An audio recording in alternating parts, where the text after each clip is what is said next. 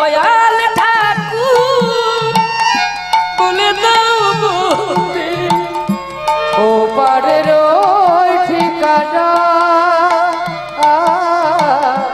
ও পারের ওই ঠিকানা। নমস্কার, ধর্মের আড়ালে চ্যানেল থেকে আপনাদের সবাইকে আন্তরিক শুভেচ্ছা জানাচ্ছি। আজকের বিষয় হলো, আজকের টপিকটা হলো যে নোংরা ব্যবসা। নোংরা ব্যবসা সম্পর্কে আজ কিছু বলার চেষ্টা করব। আমরা নোংরা ব্যবসা বলতে কি বুঝি? 2 নম্বরই ব্যবসাকে নোংরা ব্যবসা বলি। বর্তমানে রাজনীতিকে নোংরা ব্যবসা বলি। আবার পতিতাবৃত্তিকেও আমরা নোংরা ব্যবসা বলে থাকি।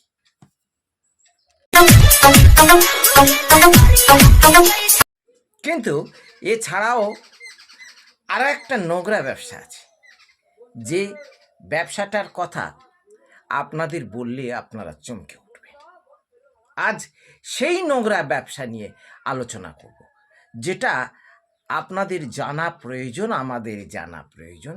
তাই অনুরোধ করছি, পুরো ভিডিওটা দেখুন এবং আমার চ্যানেলটা সাবস্ক্রাইব করুন। আমি যদি কিছু ভুল বলে থাকি, অন্যায় বলে থাকি, অবশ্যই কমেন্ট করে জানান।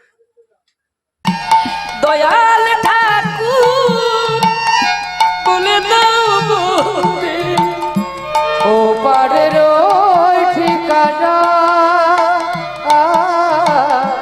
ও পারের ওই ঠিকানা। কোনো হোটেলে কাস্টমারকে খেতে দেওয়ার পরে সেই উচ্ছিষ্ট ভাত তরকারি যদি আরও একটা কাস্টমারকে দেওয়া হয়, সেটা কি ভালো হবে? নোংরা? নোংরা নয়? কি বলছেন? নোংরা তো। আমি কোনো হোটেল নিয়ে ভিডিও করছি না, আজকে একটা উদাহরণ সামনে তুলে ধরলাম। হোটেলে বা দোকানের এঁটো খাবার যদি আর একজনকে দেওয়া যদি নোংরা হয়ে থাকে, অন্যায় হয়ে থাকে, তাহলে পূজাতে যে হরিতকি, সুপারি, বেনেবাজারের যেসব জিনিস, তিল, মাসকলাই, সর্ষে, বিবিধ দ্রব্য ঠাকুরকে নিবেদন করা হচ্ছে, কাপড় গামছা ঠাকুরকে নিবেদন করা হচ্ছে, সেগুলো তো উচ্ছিষ্ট হচ্ছে, উৎসর্গ করা হচ্ছে, উচ্ছিষ্ট হচ্ছে, প্রসাদ হচ্ছে। তাহলে সেইগুলো কি আবার পুনরায় কোনো পূজাতে দেওয়া চলে? এটা কি নোংরা ব্যবসা নয়?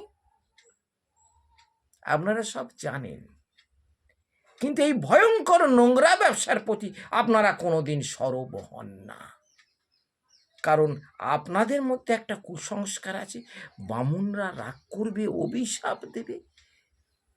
কোন জগতে বাস করছেন? কোন শতাব্দীতে বাস করছেন? বামুনরা অভিশাপ দেবার ক্ষমতা হারিয়ে ফেলেছে। আপনারাই প্রতিবাদ করুন এই নোংরা ব্যবসার, তাহলে বন্ধ হয়ে যাবে।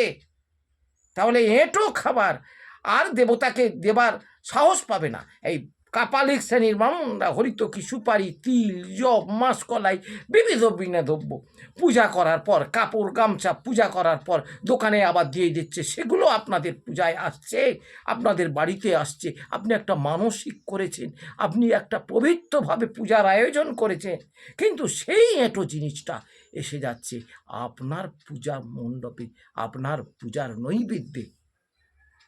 এটা কি নোংরা ব্যবসা নয়?